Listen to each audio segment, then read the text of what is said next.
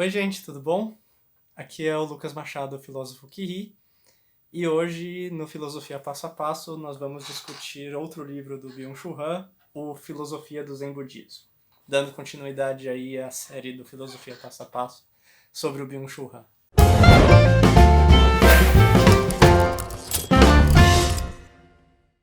Como a gente viu, uma das principais questões pro Han aí, né, na sua filosofia, é essa preocupação com superar um modelo de existência pautado pela autopreservação, né?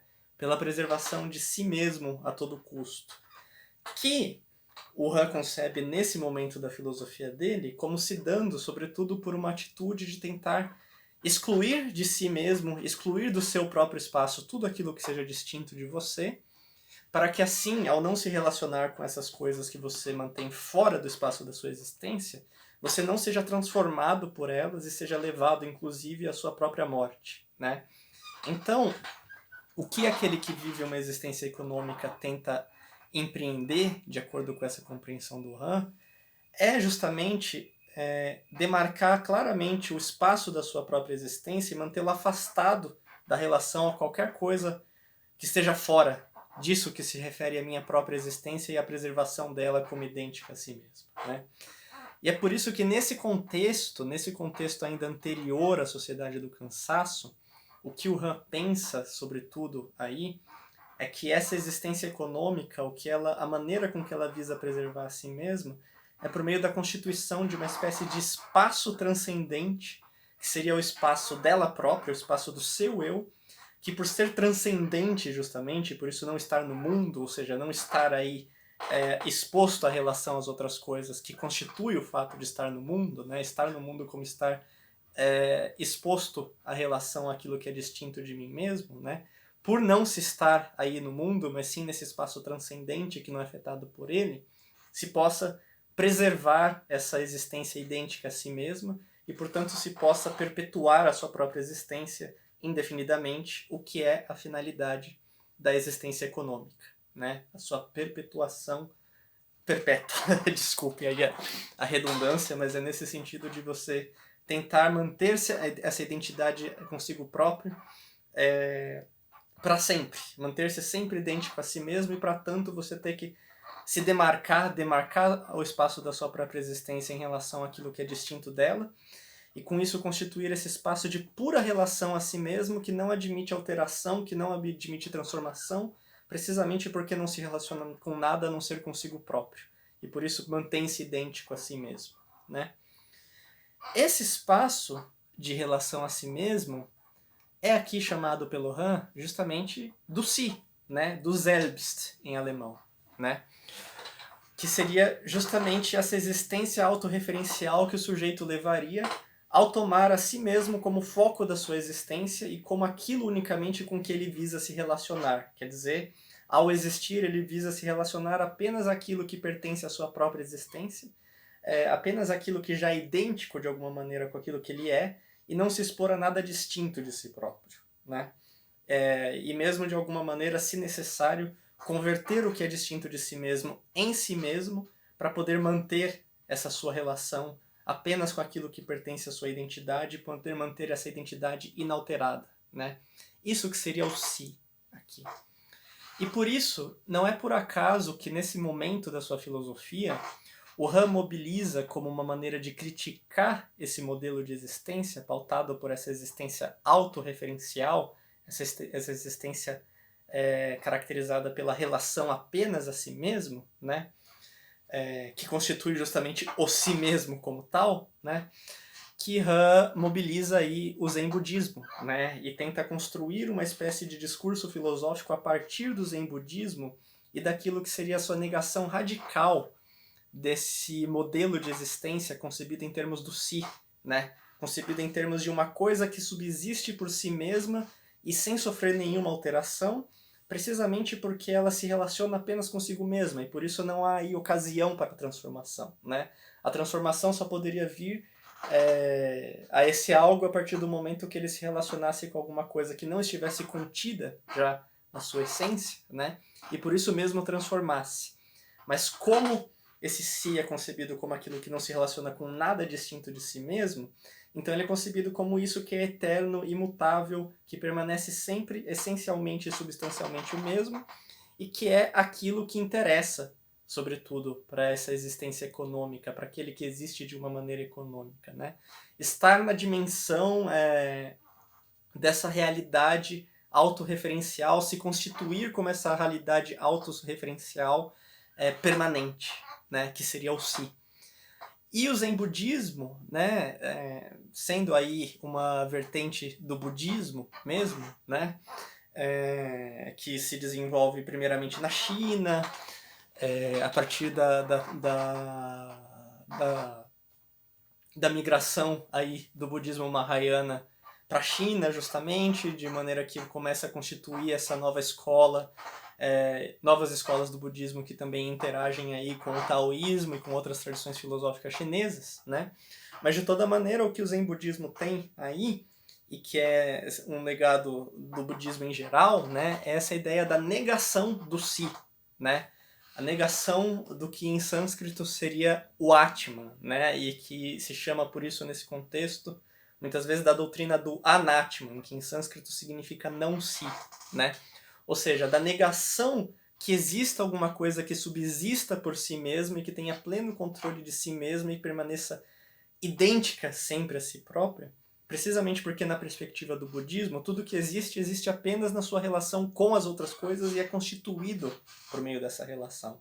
De tal maneira que não há uma dimensão transcendente da realidade, que seria essa dimensão substancial idêntica a si mesma, né? E que se constituiria como uma espécie de existência permanente, de existência constante, não submetida à alteração, não submetida à cessação, porque ela existiria de maneira imutável, né? Não existe essa dimensão de uma existência imutável, desculpa o trocadilho, né? Mas de fato não existe essa dimensão de uma existência imutável dentro dessa perspectiva budista, que a gente poderia chamar aí essa perspectiva budista do budismo indiano antigo, né? Mas que também vai ser transmitida aí pro Zen budismo que o Han aborda no seu livro, né? E nesse sentido, o Han se esforça por mostrar como o Zen budismo representaria uma espécie de alteridade radical em relação a filosofias ocidentais que seriam centradas justamente em torno desse conceito do si, né? Quer eles o pensem em termos de uma substância permanente e inalterada, que não passa por nenhuma transformação em função dos seus acidentes, apenas os seus acidentes que se transformam, né? Aquilo que adere a ela apenas está sujeito à transformação, mas não ela mesma, ela sempre permanece a mesma e permanece idêntica a si mesma, né? Quer em termos das filosofias que pensariam o sujeito como, ou alguma espécie de sujeito, teria alguma concepção de um sujeito como uma existência autorrelacional, eterna e imutável, ou que de fato se constituiria nessa relação apenas a si mesmo, né? E de fato, esses dois conceitos aqui são muito difíceis de separar dentro dessa perspectiva, né? O conceito de substância e o conceito de sujeito. Em última instância, a gente pode dizer que para o Han subjaz essa concepção de sujeito uma certa herança desse conceito da substância, ou esse conceito de sujeito de alguma maneira dá continuidade a esse conceito de substância, compreendido como aquilo que se relaciona apenas unicamente consigo mesmo, né? Só se relaciona verdadeiramente consigo mesmo e não é afetado por aquilo que é exterior a ela, né? Basta a gente lembrar que o próprio Hegel, na Fenomenologia do Espírito, ele fala que se trata de aprender o absoluto não apenas como substância, mas também como sujeito, né? Mas pensando o sujeito justamente como um desenvolvimento necessário daquilo que a substância essencialmente ou em si é, né? E o que ela em si é essa relação a si mesmo. Então a gente pode entender porque o Han imaginaria que essa concepção do si, que é aquilo que o Zen budismo visa negar e que para o budismo em geral implica essa dupla negação também, né? Na verdade, assim, é levada, essa ideia da negação do si é desenvolvida no interior do budismo do indiano, até o ponto de se transformar, de fato, não apenas a negação de um sujeito autorreferencial, mas de qualquer realidade substancial, né? Porque precisamente o que está em questão é questionar qualquer tipo de existência que subsista por si mesma, independentemente da sua relação com algo fora dela, né? E por isso, mobilizar o Zen Budismo aqui pro Han é o que possibilita pensar uma outra maneira de poder estar no mundo.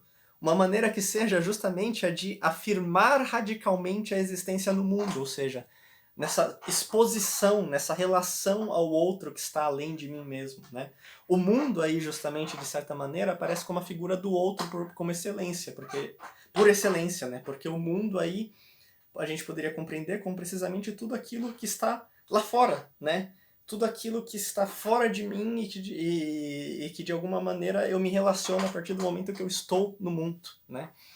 E da maneira com que o Han lê o Zen Budismo, o que ele faz aí é justamente negar que qualquer um possa existir em uma dimensão transcendente, fora do mundo, né? Que aquilo que nós somos, a nossa realidade, a realidade como tal, ela só se constitui no mundo e na relação ao outro, e na relação àquilo que é distinto de mim mesmo. De tal maneira que em nenhum momento eu sou esse si autossuficiente, e portanto eu também não devo buscar ser esse si autossuficiente, né? Porque isso é uma pretensão inalcançável que me faz buscar uma dimensão da existência que me impediria de ser de fato justamente o que eu sou, quer dizer, um ser fundamentalmente relacional e que só pode ser o que é, inclusive na sua singularidade, pelo fato de que ele se relaciona com outros indivíduos e com outras coisas em geral, né? E por isso, para o Han, a maneira de superar a existência econômica de acordo com esse paradigma seria uma afirmação radical do mundo, do outro como tal. Em vez de tentar negá-lo e demarcar o meu espaço em relação a ele, afirmá-lo inteiramente e acolhê-lo inteiramente em mim mesmo e ver a mim mesmo apenas como um espelho de todas as coisas. Assim como as coisas são apenas espelhos de todas as outras coisas, porque tudo só é constituído pela sua relação com as outras coisas, né? Tudo é constituído apenas de relações. E por isso, não faz sentido buscar aqui uma existência autorreferencial, uma existência autossuficiente. É por isso que o Han insiste que o Zen Budismo seria uma religião mundial em sentido específico, né? Porque seria uma religião de afirmação radical do mundo, do outro em sua alteridade, sem tentar estabelecer nenhum limite que demarque um espaço transcendente do si mesmo em relação ao espaço das outras coisas. Eu só sou na minha relação ao outro, e eu só sou desde sempre relação. E por isso, para poder viver de uma maneira autêntica, digamos assim, para poder viver de uma maneira afável, como Han diria, né?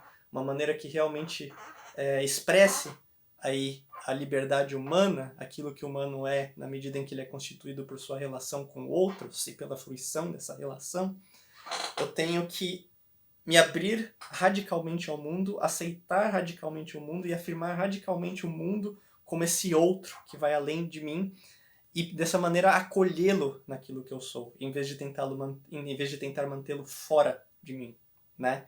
Então aqui, como a gente vê, a gente tem uma ideia de uma afirmação radical do outro, que é contraposta à existência econômica que aqui operaria segundo uma estratégia de negação e demarcação e separação do que pertence ao outro em relação do que pertence a mim, né? E por isso aqui o Han pensa poder superar essa existência econômica ao desfazer esses limites entre o eu e o outro por meio dessa afirmação irrestrita do outro como sendo constitutivo da minha própria existência e de eu não sendo nada mais do que a minha relação ao outro, né? Somos espelhos de espelhos e tudo que nós somos sempre por meio dessa relação. E isso que nos permite, de fato, sermos livres, nos livrarmos do sofrimento que surge aí da perspectiva do Zen Budismo, pelo apego ao eu, justamente, né? Que é também aquilo que o Han entende aqui como a causa do nosso sofrimento. Mas é isso, eu preciso acabar de falar, porque se passar de 15 minutos o vídeo eu vou ter muito problema. Esse foi o Filosofia Passo a Passo de hoje, espero que vocês tenham gostado. e a gente continua amanhã aí.